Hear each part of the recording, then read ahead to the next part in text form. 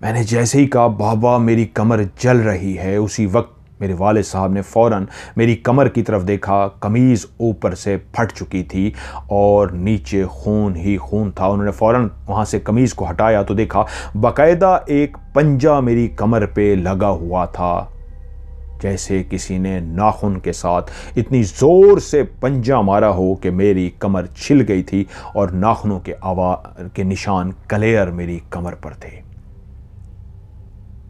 ये कैसा पंजा है, ये क्या हुआ है तुम्हें? अभी वाले साहब समझ भी ना पाए थे कि उसी लम्हे एक छलांग लगाने की आवाज़ आई।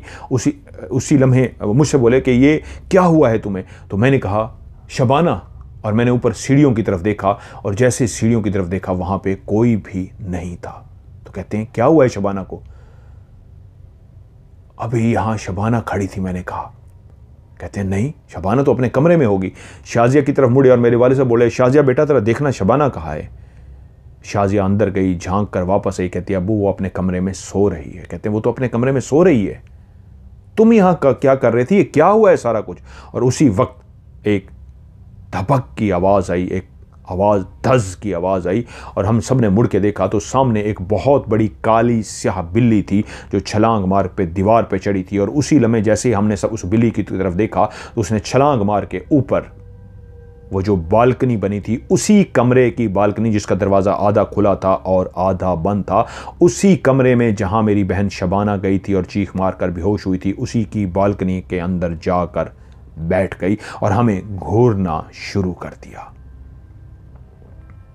वाले साहब ने जैसे उस बिल्ली को देखा एकदम से अपनी जगह पे खड़े हुए और इस अंदाज में जैसे कोई चीज़ उठा के नीचे से भगाने की कोशिश करता है, ऐसे हाथ का इशारा किया जैसे नीचे से कुछ उठाया हो और किश किश किश ऐसे किया, डराने की कोशिश की। वो फौरन अपनी जगह से उठी, आराम से छलांग लगाती हुई छत की तरफ गई और गायब हो गई।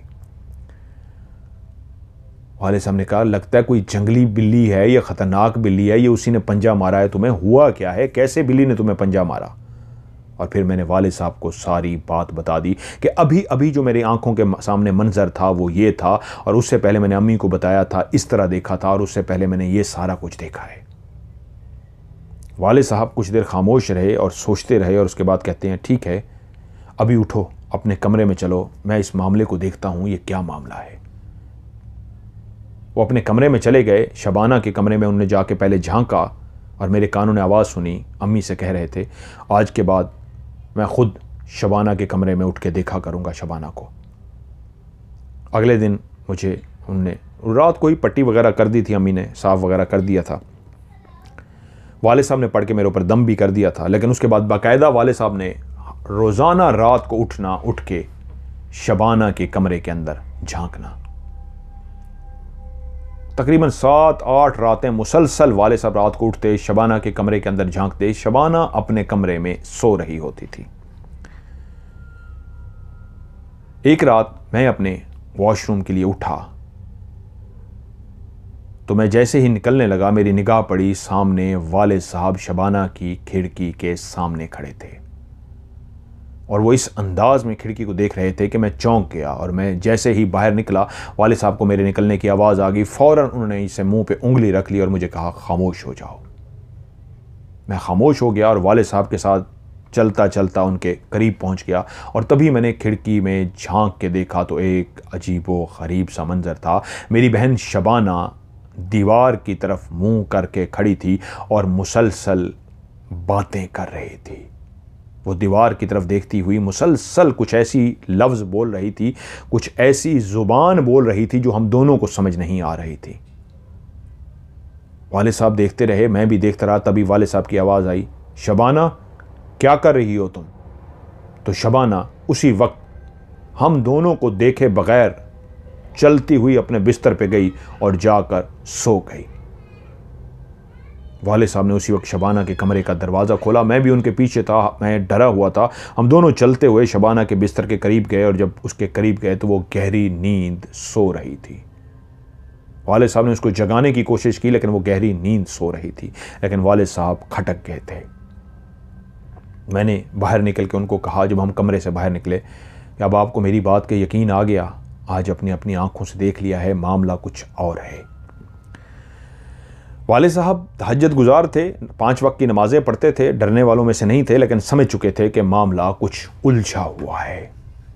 अगले ही दिन काम पे जाने से पहले अपने किसी जानने वाले के पास गए और उन्होंने उनको एक आमिल से मिलवाया। उन्होंने सारी बात आमिल को बताई और कहा कि आज घर से कोई भी नहीं जाएगा। वो आमिल को लेकर घर आ गए। वो एक सब्ज बड़ा सा चुगा पहने हुए आमिल था। वो जैसे ही घर के अंदर दाखिल हुआ, उसने इधर उधर देखना शुरू कर दिया, पढ़ना शुरू कर दिया। थोड़ी देर देखता रहा, पढ़ता रहा और उसके बाद बोला, ना बच्चा ना, ये मेरे इल्म से बहुत ताकतवर है। बहुत बड़ी गलती कर दी तुम लोगों ने यहाँ आके। मैं चाहूँ भी तो तुम्हें नहीं बचा सकता। इसको मैंने देख लिया है। मैं इसको पढ़ने की कोशिश करूँ, मैं इसको अपने इल्म से भगाने की कोशिश करूँ तो ये मुझे भी मार देगा। ये बहुत ताकतवर है। मेरे वाले साहब बोले, आप तो अल्लाह के बंदे हैं, आप तो इल्म रखते हैं, हम तो एक आम से लोग हैं, हम तो इसका मुकाबला नहीं कर सकते, इसलिए आपका सहारा लिया गया है। आप कम से कम चेक तो करें, ये क्या है, क्यों है, कुछ तो बताएं। उसने कहा रुको। वो उसी हमारे घर का जो दरख्त था बिल्कुल सहन में, उसी दरख्त के नीचे बैठ गया और उसने वो जो एक लटकाया हुआ था कुछ, जिसके अंदर वो कपड़े का था सामान रखा था, उसको नीचे ज़मीन पे रखा। उसके अंदर से दिया निकाला, दिए को जला दिया, एक खुशबू निकाली, खुशबू फैला दी और आंखें बंद करके बैठ गया। वो पढ़ना शुरू हो गया। कुछ देर वो पढ़ता रहा और उसके बाद उसने आंखें खोली और आंखें खोलते ही कहा कि ये तो सरदार है, जिन्नात का भी सरदार।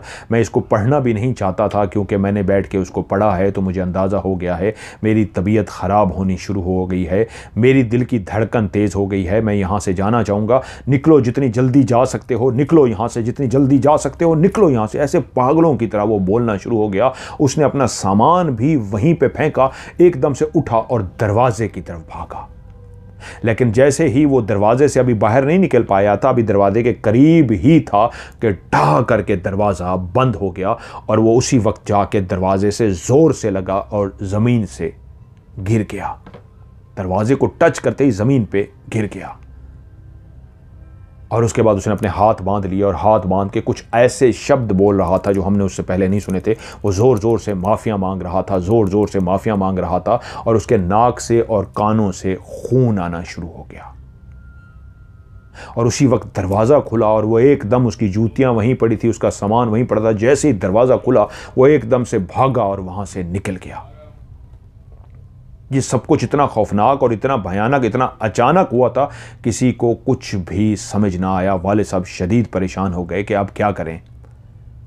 कि उसी वक्त पहली दफ़ा हम घर वालों ने दिन की रोशनी में जो मंजर देखा, शबाना के कमरे में शबाना को देखने के लिए जैसे ही गए तो शबाना उस कमरे के अंदर जो एक बेड था, बेड के ऊपर एक पट्टी सी लगी हुई थी, उसके ऊपर बेड का हिस्सा नहीं थी, उसके ऊपर वो इस अंदाज में उस दिन की रोशनी में बेड के ऊपर लटकी हुई थी कि उसने अपने पाँव उस ऊपर वाली जो लकड़ी थी उसके अंदर फंसा रखे थे और ख़ुद उल्टी होके लटकी हुई थी। उसने हाथ अपने जिस्म के साथ चिपकाए हुए थे, जैसे बंदा कोई सीधा खड़ा होता है अपने हाथ ऐसे बिल्कुल सीधे रख लेता है, तो इसी अंदाज में वो उल्टी लटकी हुई थी। हाथ उसने ऐसे रखे हुए थे और उसकी गर्दन नीचे की तरफ थी और उसकी आंखें लाल सुर्ख थीं। और जैसे ही हम लोग कमरे में दाखिल हुए वो कहके लगा रही थी और पहली दफ़ा दिन की रोशनी में हमने उसकी आंखों को जहाँ लाल सुर्ख देखा, उसको उल्टे लेटे हुए देखा, तो उसके मुंह से एक मर्दाना आवाज़ को सुना, तुमने मुझे जगा दिया है, मैं फिर से जाग गया हूँ। मैं मुश्किलों से सोया था, मैं अपने गम को मुश्किलों से भुला पाया था कि तुमने मेरे गम को फिर से ताज़ा कर दिया है, तुमने फिर से मुझे जगा दिया है। अब ये मेरी है और मेरे साथ ही जाएगी और फिर से मैं सो जाऊँगा, इसको भी अपने साथ लेकर जाऊँगा। और उसके बाद एक कहकों की आवाज़ कमरों के अंदर गूंज रही थी, उसी मर्दाना आवाज़ के कहके जो कमरे के अंदर गूंज रहे थे। वाले साहब भी परेशान हो गए तो वालदा एकदम से बोली, आपको वो बूढ़ी औरत याद है खुदारा जल्दी से उसको बुला के लाइए, वो कुछ इस हवेली के बारे में जानती है, हम कुछ नहीं कर सकते, हम कुछ नहीं कर सकते। वालदा एक अजीब सी हालत में हो गई थी, तो मुझे कहती है बेटा राहिल तू जा, उसको बुला के ला। वाले साहब भी पढ़ना शुरू हो गए। वाले साहब जूं जूं पढ़ते जा रहे थे कुरानी आयात, वो और कह के लगाता जा रहा था। और जब वालदा कहती हैं मुझे कि बेटा तू जा, मैं भागता हुआ गया और घर जो उसने बताया था उसी घर का मैंने दरवाज़ा खटखटाया तो बाहर एक लड़का बोला, हाँ किससे मिलना है? मैंने कहा वो एक बूढ़ी अम्मा रहती हैं, उससे मिलना है, जो सोटी पकड़ के चलती हैं, बहुत ही ज़ईफ़ हैं। तो कहता है वो उनका घर सामने वाला है। मैंने उनका दरवाज़ा खोला तो वहाँ पे एक लड़की ने दरवाज़ा खोला। कहती है हाँ बोले। मैंने कहा अम्मा से मिलना है, खुदा का वास्ता है, जल्दी अम्मा को बुलाएं, उनकी मदद की ज़रूरत है। उसने कहा ठीक है। थोड़ी देर के बाद अम्मा बाहर आ गई। मैंने कहा अम्मा हमारे घर में मदद की ज़रूरत है, खुदा का वास्ता है, चलिए हमारे साथ, हमारी बहन मर जाएगी, चलिए हमारे घर। अम्मा ने कहा ठीक है तुम पहुंचो, मैं अभी आती हूं। मैं जल्दी से वापस घर की तरफ रवाना हो गया और जब मैं घर में पहुंचा तो मेरे वाले साहब मुसलसल पढ़ रहे थे और शबाना अब अपने बिस्तर पर लेटी हुई थी। इस दौरान क्या हुआ था मैं नहीं जानता। अम्मी ने पूछा क्या हुआ? मैंने कहा वो आ रही हैं। तकरीबन आधा घंटा गुजरा होगा, वो आहिस्ता आहिस्ता चलती थी कि वो दरवाजे के अंदर आ गई। और जैसे ही वो घर के अंदर दाखिल हुई तो वाले साहब अभी भी पढ़ने में लगे हुए थे। मेरी वाले साहबा उनकी तरफ गईं और कहती हैं मेरी बच्ची को बचा लीजिए, वो कह रहा है मुझे तुम लोगों ने जगा दिया है, मैं अब सोऊंगा तो सही लेकिन इसको साथ लेके जाऊंगा। वो बूढ़ी खामोश सी हो गई और बोली मैं कुछ भी नहीं कर सकती, मैंने आप लोगों को कहा था फौरी तौर पे चले जाएं यहाँ से, याद होगा, जितनी जल्दी हो जाए इस घर से चले जाएं। शायद आपके जो शौहर हैं वो मेरी बात को सुनना भी नहीं चाहते थे। मैंने उनके चेहरे से अंदाज़ा लगा लिया था कि वो इन बातों पे, ऐसी बातों पे यकीन नहीं करते, वरना मैं उसी वक्त ही आपको बता देती। लेकिन उनके चेहरे को देख के मुझे अंदाज़ा हो गया था कि उनको ये सारी बातें वहम लगती हैं, झूठ लगती हैं। लेकिन अब तुम लोगों ने बहुत देर कर दी है। मैंने तुम्हें बताने की कोशिश की थी, उस वक्त शायद तुम लोग बच जाते। हमने कहा, मेरी माँ बोली अम्मा हमने क्या देर की है, हमने तो कुछ भी नहीं किया, हमने तो घर लिया, हमने आके रहना शुरू किया। तो बूढ़ी बोली मुझे अपनी बच्ची के बारे में बताओ। तो अम्मा ने सारी बातें जो को कुछ हो चुका था उसके बारे में बता दी। और तभी मैंने सुना आखिरी वो लम्हा जो मैंने भी नहीं देखा था कि वो इस तरह लटका हुआ था, लटकी हुई थी और उसके अंदर से वो बोल रहा था मैं इसको लेके जाऊंगा, तुमने मुझे जगा दिया ही है। वो मेरे वाले साहब पढ़ते रहे पढ़ते रहे पढ़ते रहे, इतना ज़्यादा पढ़ते रहे कि उसके बाद वो हंसना बंद हो गई। और उसके बाद उसने जिस तरह वो पाँव उसके लटके हुए थे, मेरे वालिद और मेरी वालदा ने अपनी आंखों से उसको देखा कि उसने पाँव छोड़ दिए और उसके बाद वो सर के बल नीचे ज़मीन पे गिरी नहीं, बल्कि आहिस्ता से ऐसे बिल्कुल नीचे ज़मीन पे गई। और जैसे कोई उसको सुला देता है, लिटा देता है, ऐसे ही उसको ज़मीन पे लिटा दिया गया। वो ज़मीन पे लेटी और उसके बाद उठ के बैठी और आई और अपने बिस्तर पर आकर लेट गई। सारी बातें उस बूढ़ी को अम्मा ने बता दी थी। तभी उस बूढ़ी ने कहा मैं इस हवेली में मुलाजमा थी, जिनकी ये हवेली थी वो बहुत बड़े नवाब थे। वो दूर किसी और जगह से आए थे, उनका बैकग्राउंड कोई नहीं जानता था, लेकिन बहुत नवाब थे। उनकी एक ही बेटी थी, बहुत ही हसीनो जमील बेटी, इतनी हसीन थी कि कोई भी उसको देखता ही रह जाता। उसकी बेटी इस तरह लाडो प्यार से पली थी कि उन्होंने उसको बेटा बना के पाला था। उसके पास पैसा, हर चीज़ बहुत ज़्यादा थी, ऊपर से वो बहुत अमीर थे। किसी के उन्होंने अपने बैकग्राउंड के बारे में नहीं बताया था, कहाँ से आए थे, वो यहाँ आके आबाद हो गए थे। उनको मुलाजमा चाहिए थी, उन्होंने मुझे मुलाजमा रख लिया था। मैं उनके काम काज करती, खाना वगैरह पकाती, सफाई के लिए एक और औरत आती, लेकिन मैं ज़्यादातर वक्त घर में गुजारती। मुझे पैसे भी बहुत ज़्यादा देते थे। मैं उनकी बेटी का भी बहुत ख्याल रखती। उनकी बेटी बहुत खूबसूरत थी। उनकी बेटी हर वक्त तेज़ खुशबू लगा के रखती। इस हवेली में ऐसा कुछ भी नहीं था। लेकिन एक दिन उनकी बेटी जब घर आई तो उसकी तबीयत बहुत ख़राब थी। बहुत तेज चक्कर उसको आ रहे थे और बार बार उसको उल्टी आ रही थी। वालदा परेशान सी हो गई, क्या हुआ, उससे पूछा, लेकिन उसने कहा पता नहीं मुझे ऐसी तबीयत से ख़राब हो रही है। वालदैन जिस तरह उसको कोई दवाई शवाई दे देते हैं उस दौर की, वो दे दी, लेकिन अब उसकी तबीयत ख़राब होने लग गई। अब वो बाहर जाना भी बंद कर रही थी, बाहर भी नहीं जाती थी। उनकी बेटी गुमसुम सी, चुपचाप सी होती जा रही थी। सब ने कोशिश की कि उसको डॉक्टरों को दिखाया, कहीं इधर उधर जितने अच्छे अच्छे डॉक्टर थे, लेकिन कोई भी उसकी बीमारी को, उसके मर्ज को समझ नहीं पा रहा था। किसी को कुछ समझ नहीं आ रहा था कि तब उनको पता लगा कि उनकी बेटी मां बनने वाली है। वो सारे परेशान हो गए, कुंवारी बेटी कैसे मां बन सकती है। वालिदैन बहुत परेशान थे, बाप बहुत परेशान था। उसने कहा अगर इसने बेटे को, किसी बच्चे को जन्म दे दिया तो मैं पहले ही भाग के कहाँ से आया हुआ हूँ, मैं तो मुंह दिखाने के काबिल नहीं रहूँगा कि बेटी की शादी नहीं हुई और वो माँ बन गई। ये बातें मैंने छुप के सुन ली थी। तो बाप ने अपनी बीवी से कहा हमें ये सब कुछ छोड़ के वापस भी जाना पड़ा, हम वापस चले जाएंगे, लेकिन ये एक कालक का धब्बा अपने मैं सर नहीं ले सकता कि मेरी कुंवारी बेटी इसने कहाँ पे मुंह काला किया है, क्या किया है, मैं इसको नहीं माफ़ कर सकता। और वो मारने के लिए, बेटी को बेल्ट टाइप कोई चीज़ मारने के लिए कमरे में दाखिल हुआ। वो अपने बिस्तर पर लेटी थी। उसने जाते ही गुस्से से कहा तू माँ बनने वाली है, किसकी औलाद तू पाल रही है अपने पेटे में। और उसने बाप ने गुस्से में उसको मारना शुरू कर दिया। वो उसको मारता रहा, यहाँ तक कि गुस्से में बोला ये जो तेरे पेट में है मैं इसको मार दूंगा। और उस वक्त उसने एक ज़ोरदार, वो हाथ में पकड़ा हुआ जो बेल्ट टाइप था, उसके पेट पे मारा कि एकदम से उस लड़की के मुंह से चीख निकली और उसकी आंखें लाल सुर्ख हो गईं और वो उठ के बैठ गई और बोली तूने मेरे बच्चे को मारने की कोशिश की है, मैं तुझे नहीं छोड़ूंगी। और उसके अंदर जो बोल रहा था कोई औरत नहीं, वो मर्द था। उसने कहा ये मेरा बच्चा है, मेरा बच्चा है और तूने मेरे बच्चे को मारने की कोशिश की है, मैं तुम सबको मार दूंगा। और उसके बाद खुदा जाने क्या हुआ, लेकिन उस कमरे से चीखो पुकार की आवाज़ आई, बहुत ज़्यादा चीखो पुकार की कि जिन्होंने बेटी को मारा था उनको लहूलुहान कर दिया गया। वो अपने हाथ में पकड़ा हुआ बेल्ट डाल के ऐसे पागलों की तरह बाहर भागे कि घर से बाहर निकल गए। मैं और उनकी बीवी भी डर के बाहर भाग गए।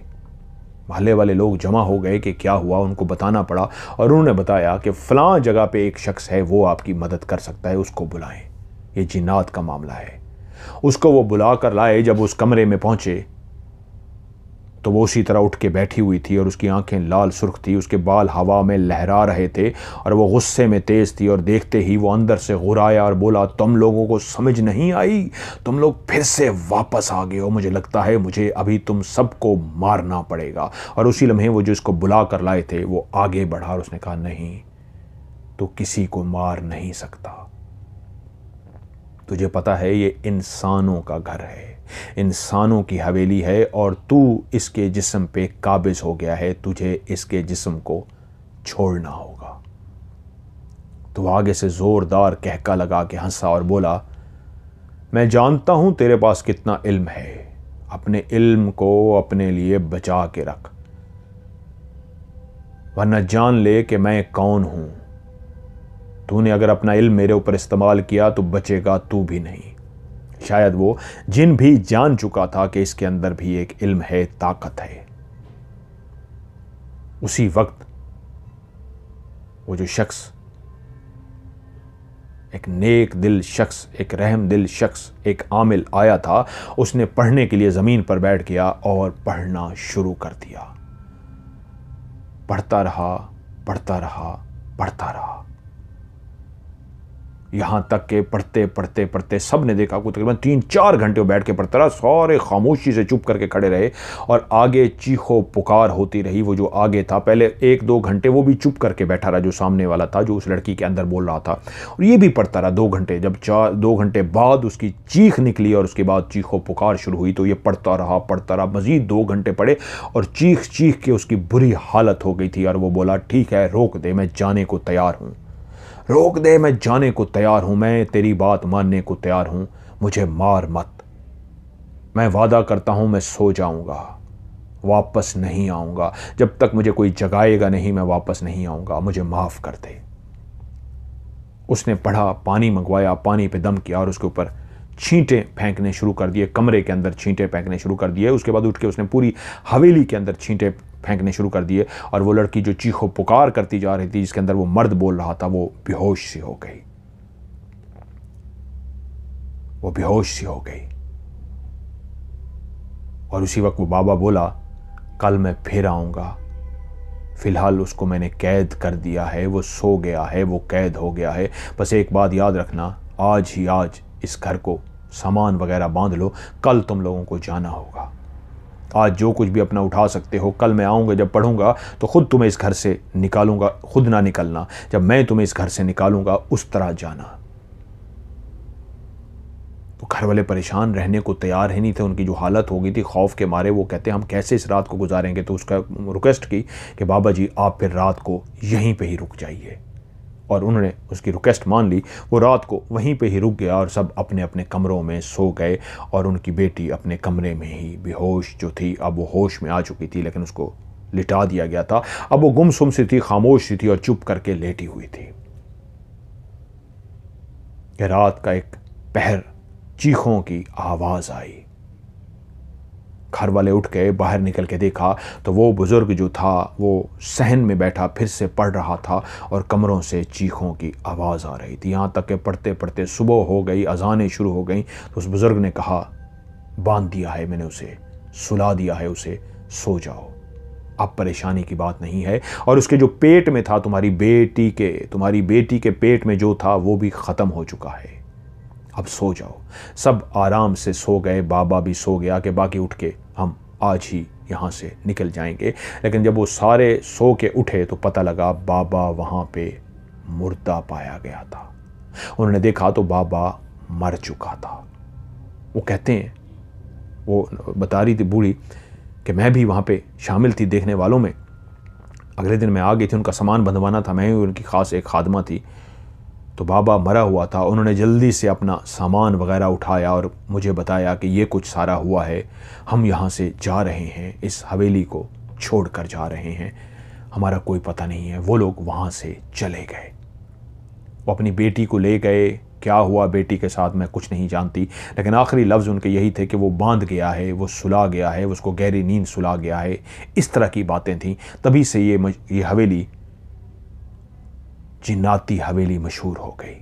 मोहल्ले वाले जानते थे। वक्त गुजरता रहा, मैं भी बूढ़ी होती कि उस वक्त जवान थी, मेरी शादी हो गई, मैं बेवा हो गई, बेवा होकर अपने वालिदैन के घर आ गई। वक्त गुजरता रहा, मैं अब बूढ़ी हो चुकी हूँ। लेकिन इसके कुछ और वली वारिस आ गए। उन्होंने कहा ये हमारी हवेली है, हमारे आबाओ अजदाद की थी। उन्होंने आके फिर बेचा। क्या किया आप लोगों को, जब बेचा तो मैंने आप लोगों को कह दिया था कि इसको मत लेना, क्योंकि अब इस गली महल्ले में भी बहुत सारे लोग तब्दील हो चुके हैं, कुछ आ चुके हैं, कुछ जा चुके हैं, लेकिन किस्सा सबको मालूम था, इसलिए कोई भी इस हवेली को नहीं लेता था। हमने कहा वो तो सब ठीक है, हम इस बात को, अब्बा जी ने कहा मानते हैं, लेकिन अब इस बेटी का क्या करें।